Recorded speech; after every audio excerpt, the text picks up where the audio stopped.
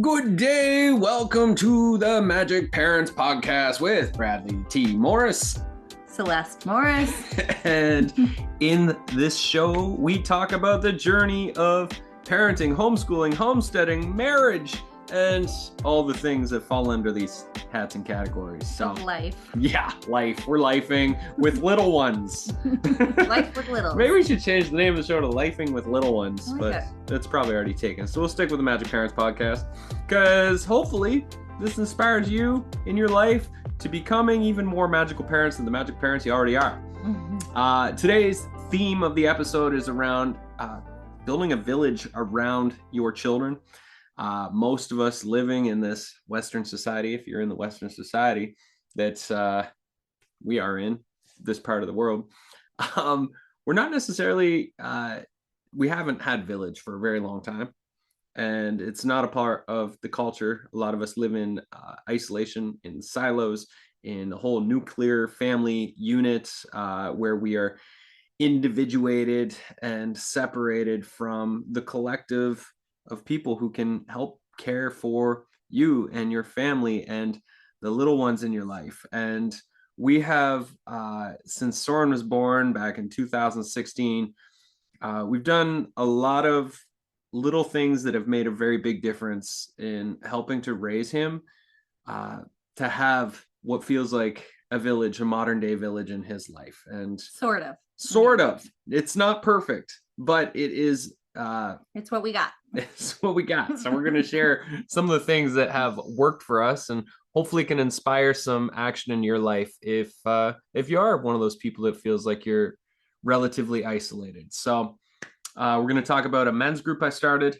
We're going to talk about a women's group Celeste started. We're going to talk about a dad venture club that I started and all the ways that this has helped to weave community into our lives. Where do you want to start? Let's start at the beginning. You were the first one to start a little village when Soren was born. So why don't you get into that? Great. When I became a mother, the threshold of that rite of passage into matrescence was really a beautiful journey. I was really excited to spend my time with Soren, and you were working very diligently and hard as an entrepreneur from home. And so we had the blessing of a nuclear unit of the two of us, that Soren and I, as a unit, had you as nearby. And so that was a part of a woven in journey. I wasn't isolated with no other humans around for most of the day, or, you weren't working away from the home for long periods of time like others.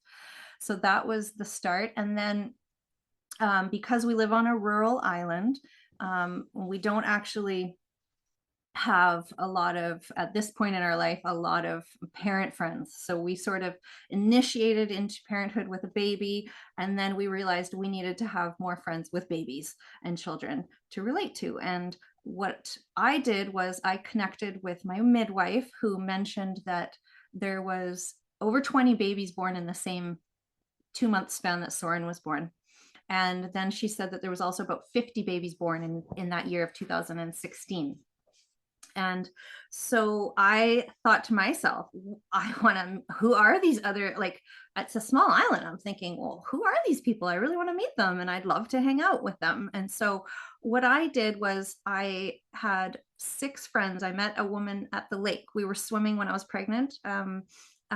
Maybe a month before having Soren, and I saw another very pregnant woman, and I literally was that awkward mom who walked up and just started chatting to her, and I was like, hi, nice belly, right on, what's your name, cool, how far along are you, just trying to catch a little bit of friendship sparks. And I ended up asking, I just was pretty straight up and said, hey, can I have your number? Want to hang out? And so we did a little bit, and then there was about 6 of us as a core group of baby mamas who had babies within a couple of months time span. And so what I did was we'd have tea at my house, the babies would come over. It was at that glorious time when they were a few months old and they weren't even moving around or wiggling around much. They were just happy with 10 minutes of tummy time and a whole bunch of boujou. Which boujou is what you call milk or yeah, booby juice. Yeah, booby juice. Jus de bébé. Mm-hmm. So that started this little group that I started, and sometimes we would meet for walks, and we would take our strollers and we'd just meet at a location. But it's really hard to coordinate babies' nap times. And if your babies are just a few months apart from other moms, they're already in a different growth stretch than you. So one thing I found very comforting was creating a little nest of other women around me who had babies in a very similar time frame, because we could all talk about the nuances and complexities of raising a child, and breastfeeding and the sleeping, and talking in depth about these things that maybe others wouldn't relate to or have feedback for. And this ended up sparking me to create a way for us all to communicate. And I started a little Facebook group called Fire Monkey Mamas, because our babies were all born in the Chinese zodiac year of the fire monkey. And so on my little island, word spread. One mom, it was just through word of mouth. And then we'd open the doors to these, up to 50 people who had birthed that year. So we could, do mom and baby walks and things like that. And then I think within a year, I just realized, well, wait a minute, like what? There's like a boundary there of us being this fire monkey mama. So why don't we open the doors to being other moms? And so it just actually over the years has grown. And word got out with our public health nurse who attends births and checks in with mothers up to 6 weeks postpartum. And she would start telling moms, you should sign up for this group. And so the doors have been open for 7.5 years now. And I think there's almost 780 members in the group that I run now. And they're all local to my little area. I've kept it strictly local, and it's been a really, really beautiful and nourishing space of support for myself and for my local community. So I've been educated in the calling of showing up as a space holder in my community. And it's been an incredible blessing and learning environment for me to understand how community group dynamics work. And I know that this path isn't something that would necessarily take the same shape or form for others, but I can highly recommend creating a text thread, or that you don't actually need volume, you don't need quantity, but you need quality. So you need to find people that you align with, that you like hanging out with, where you may share similar parenting values, and that you can also respect and appreciate your differences as essential components of sharing in the motherhood journey and community. So that was a little bit about how the mom group that I run started, and how it's developed over the years. Has changed from having regular meetups or clothing swaps. We started supporting each other. We noticed that because I was tending the space, that it became a relatively safe space online. So it wasn't just like your average mom forum where things could go off the rails. I was sort of helping to mitigate conflict if it arose, and create a cohesive set of guidelines. So these things emerged over time. And I have to say, it's just been breathtaking to witness the deep level of mutual support that is created inside that space, the vulnerability that women show up with on the daily, people posting, asking for support from mundane, practical things like, when's gymnastics sign up? Oh no, the tire blew on my stroller. I need to get it fixed. Where do I do that? Anybody know recommend a dentist? So there's all these kind of like practical things. And then there's sometimes things like, hey, I'm having a really hard time. My partner and I are separating, and I'm struggling, and I have to move, and I don't know where I'm going to move. And I need resources. I'm a single mom, and I don't have groceries this week. Can anybody help me out? There have been all manner of things shared within that space that are really private and really beautiful. And I know that they happen specifically because it's a sacred space. And so there's that. So that's something that I've created in my life that has been really nourishing. So I feel like I mean, you also, another volunteer project is around like the hampers at Christmas time, where you get donations from the community and gift, dozens of families or single moms gifts and food for their families. Yeah. Yeah, it's been really beautiful. That idea was sparked by a beautiful community member named Sharon. And she came to me before Christmas one year and said, "Hey, I'd really like to put together a hamper. Do you want to, what do you think about, sparking this in the Mama Hive group so that maybe others can support this process?" And I said, "That's great. Let's do it." And it was, I don't know, 10 days before Christmas. And I think within a week, we had generated, I don't know, it was like maybe 13 gift baskets. I think we put it out to the community. Hey, who's just self signing up or signing up somebody who really needs, who's gone through a hard time? Like we had one mom whose house burnt down, and there's another whose husband died unexpectedly, another family who lost a child at birth. So these were people on our radar that we knew could use help. And then we knew that there was also a lot of single solo parents in the space. So the group that I created is specifically for childbearing women or non-binary individuals who are actively, growing and raising and parenting children on islands. So we don't allow dads or men in the space because we're nurturing a women's space, a sacred space in that way. But anyway, so we were able to provide we reached out to some community grocery stores and shops, and we got gift certificates donated. So it was just sparked this grassroots movement of gifts. So people would donate like toys and gently used, so they could like pass as new. And we just realized this was like a few years ago, and the pandemic was happening. I think that there was a lot of isolation already at play. People's financial situations had changed, and ability to receive income and work outside the home. So for the last 3 years, we've been doing this every Christmas, every holiday season, and it's been like beyond amazing to see like a gift basket with $200 in grocery gift cards and gift certificates to toy stores and bookstores and shops, and like beautiful books and art supplies and stuffies and warm socks, and just meeting the needs of the people in our community who need the most help. Yeah. So it's been a beautiful way to meet people. I've met other moms just directly through being on these little organizing teams. And currently through this group, I'm because people know me through that space and the grief work I do, I'm also just being pulled into support and hold space for Pregnancy and Infant Loss Awareness Day on October 15th. So we're going to be organizing a local ritual walk and sharing circle and ocean cold dip on October 15th. And that's really exciting. And those kinds of things happen for me through my involvement with the community in which I belong to, in which I tend. Beautiful. Mm-hmm. And so that is the Mama Hive on Salt Spring Island. And I accidentally started a group as well on the island, which was spurred from my own loneliness. Being a young dad, we were 3-4 years on this island, and I still hadn't really found solid rhythms and community on the island, and I needed dude brotherhood. Time. Yeah. I needed brotherhood, and I joined several men's groups that were sitting in the circle, more sharing circle style, and that style it's great, but it's not my style.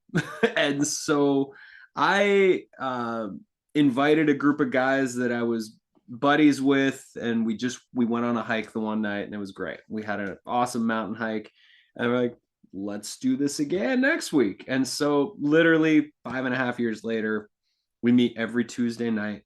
Whatever guys show up on Tuesday, decide what the adventure is the following Tuesday. And the one rule is you can't do the same thing 2 weeks in a row. And we have about 30 guys. It's very loose. You're not committed to come every week. It's a lot of dads, probably 80% dads. And it's been an incredible way to build like deep relationships, because one week we may do a fire circle, and we may do sharing or a sauna, or we may go have a sports night, or we may do improv comedy or stand-up comedy, or Magic Kids was birthed at Man Ventures because we did a night where 12 men got together and we all wrote children's stories in this room. And the story I wrote was The Master's Apprentice. And I was like, I want to publish that. And that literally set forward in motion the journey of Magic Kids. And, Another night we had a dozen guys dress up as pirates, get in 4 canoes, go to a private part of the island. Every man brought something that was special, a treasure, and we hid those treasures in 2 bags, and we buried those treasures out in a forest, and we all had foam swords, and we had to go hunt for the treasures and battle each other. It was epic. It was one of the greatest nights ever. We do an annual retreat every year, and it's just been incredible when we do work parties for each other. So when a man is about to have a baby, we've gone and chopped their winter supply of firewood and stacked it for them so they could be more present with their family. There's been lots of things where there's been so many things, and the brotherhood's been so beautiful and fulfilling, and the recipe is so simple that it could be duplicated by other men in other cities and other communities, because it's a great way. You get to know guys in so many different ways. Some guys are really strong at sports, but less strong at the art, and they get the opportunity to show up in all these different ways. And that leads us, Soren just walked in, and Dad Ventures or Kid Ventures is another thing that Soren and I started, and he's walking away now. But Soren, if you want to be involved in this part of the conversation, you're more than welcome. I didn't grow up where, like, I played sports, but my dad and his buddies didn't necessarily get together and go do cool stuff with me and my buddies. That was a cultural choice that I wanted for Soren, because there's all these cool dads, and all those dads have kids that are in and around the same age as Soren. And I just thought it would be really amazing if we got together. And so that was how Dad Ventures started, which also became Kid Fu, doing martial arts, dads and kids. And also then, because of our family rhythm, where you were working during the week, I was taking care of Soren. Saturdays was your day to be with Soren and give me a respite day where I'd have more time to be creative and do my own thing. Or I went off island and volunteered at the Medicine Horses overnight a couple of years ago for a whole year. Yeah. And so you had all this time, and then you're just the type of person, because you're very extroverted and very living in the adventure and in the pulse of action as your gifts, that you wanted to share that journey with other families and have other kids join, so that Soren had playmates, and that as homeschoolers you had more community. And it's just been a beautiful way to create brotherhood and community for Soren, for ourselves. And I just, for all the parents out there that do feel like you are in isolation, that there are these simple formulas of like getting together and intentionally getting together with other parents and other kids to do things is such a great way to start building the village. The village is going to it might take years to build that type of depth and trust with other people that you're looking for. All right, I had to press pause for a second because Soren needed us for a moment. So we're back. We just want to talk about one other piece of building village. Did you want to continue that through? Thank you. Yeah. I wanted to mention that we've talked so far about building community, like the moms group that I've nurtured, that just sort of happened very organically. You've created the men's group that's happened for you very organically, which also led to the Dad Venture group. Yeah. As a homeschooling mom, I also had alliances that I would make with other, mostly moms, and their children who would homeschool, so that I knew that during the week I would have people in my ability to make play dates with, where we would go on adventures together out of the home. So those have been integral in my homeschooling journey with Soren, to meet our social needs and to meet connection needs with other parents, because sometimes we would get together and we'd put our ingredients together and the moms would cook and we would make a soup, but then everybody goes home with some dinner, or lunch is made through that we can eat together. So I know that not everybody has capacity to lead and to develop building community, because that actually takes a certain amount of inertia, an amount of energy and maintenance.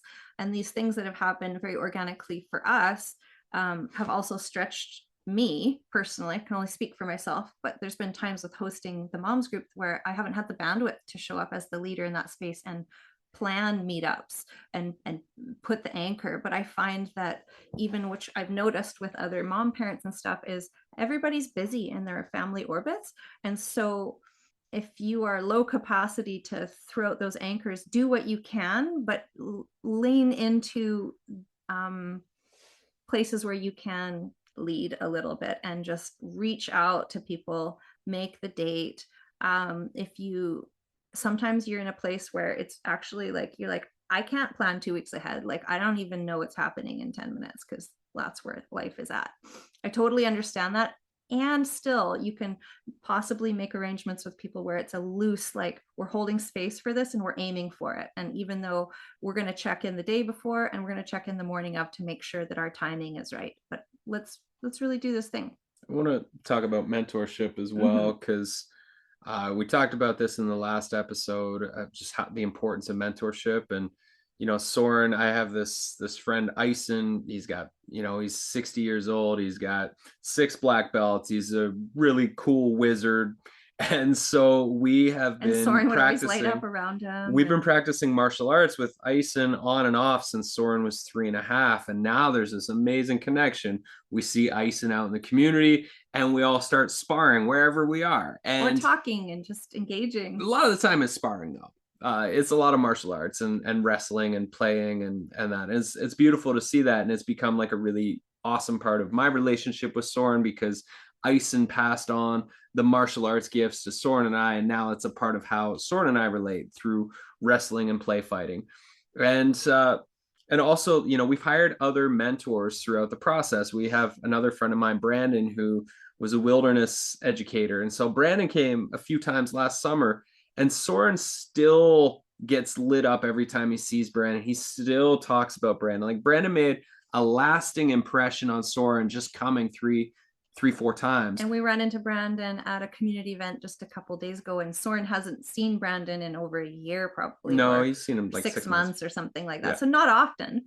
But the beauty is that our children can have an individual in the community that makes a lasting impression and is in the sphere of their community bubble, and that they know that that person exists and that they have this relationship with that person. And it might not need to be somebody who's on their daily practical care component, but Yeah. that is like, actually, like, your child will grow up and they'll be like, I remember that. Yeah. And I remember that person. And I remember we did this. And so there's these threads, they're like golden threads that weave through the tapestry of your life and your child's life. And they're special. And we've had some other mentors in Soren's life that have been really beautiful and still are really magical. And so for those of you out there that you are that for other children and other communities, thank you. Like, we need more people in that mentorship space for Aunties, children that are showing up uncles. fully present to activate these children in the ways that they can come alive and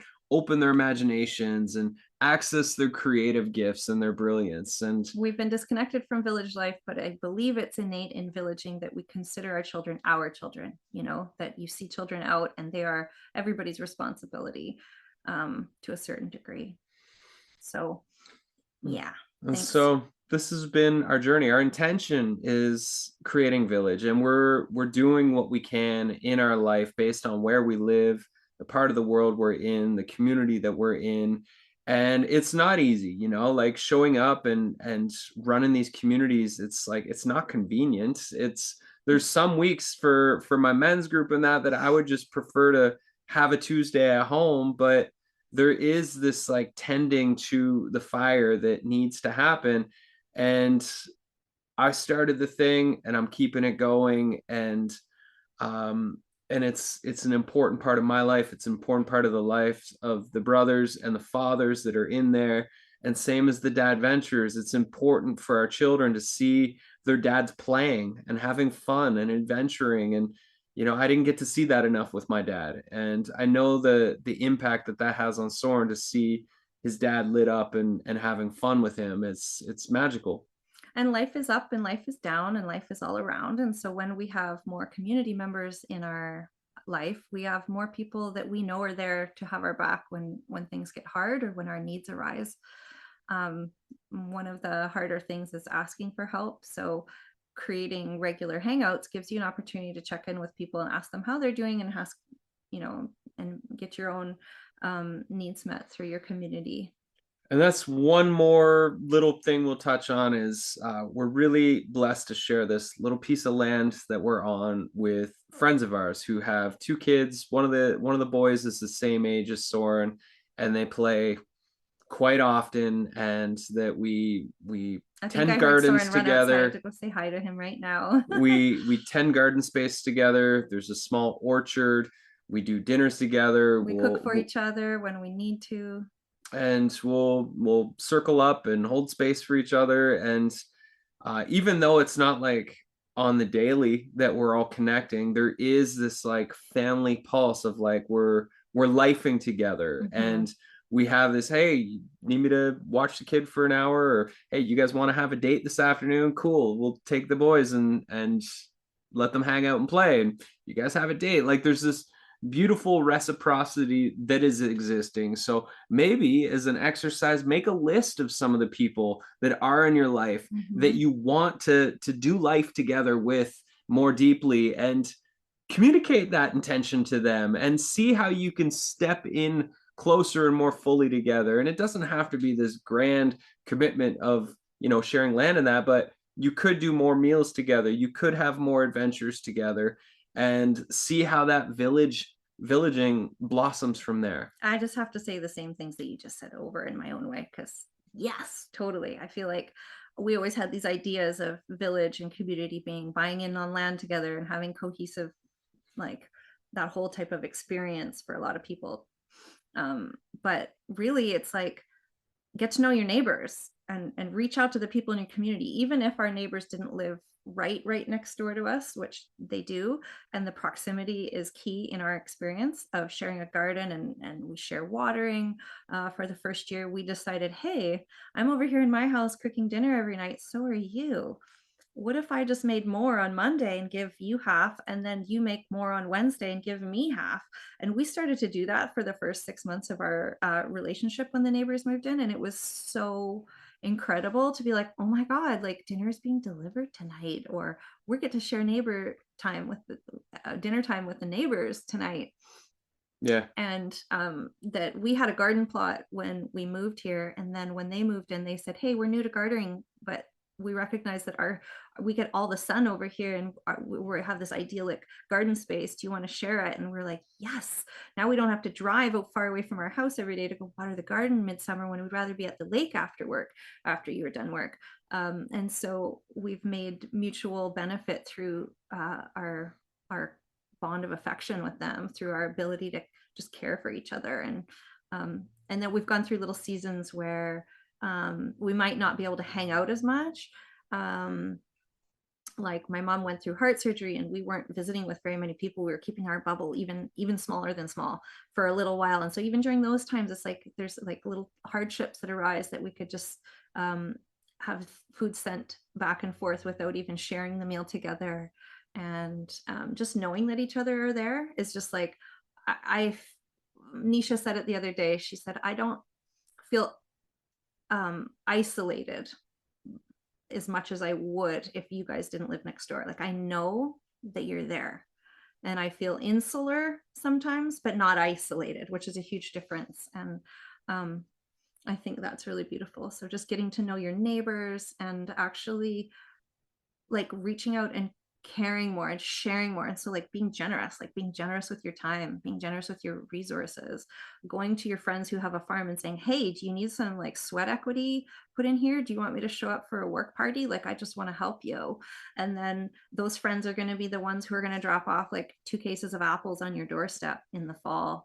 And it's just a really beautiful way of life. Work parties are a beautiful way to build village. We have a friend who's building a barn. They run this food co-op on the island, and I got 10 or 12 buddies together to go do like a full 10-hour workday on their barn. And 10 guys working on the barn, we put in probably a week's plus worth of work on their barn project in a day. And they had fun, and we had such a great time. It was so fun. And at the end of the day, they fed us and we all left feeling really filled up. Yeah. So I think that's a lot of things around like village tending, how to build a village. I think that's a beautiful place to leave off. I mean, this is a topic that we could probably come keep back rolling to. around on. Yeah. Yeah. But thanks for tuning into this episode. And if you're not on the Majik Kids app, go download the Majik Kids app in the App Store today for all your children's audio, story, music, meditation, and homeschool activity needs, or classroom activities if they're going to school. And we host the parent podcast in there. We have a whole library of grown-up meditations as well. And we just hope that that this has sparked some magic in your heart today. Yeah. And if you are interested in building a village around your children, it really is just building a village around yourself and around your family unit, and ultimately supporting mothers to be in their supported state and nourished state creates a whole family that's nourished. Our children become nourished.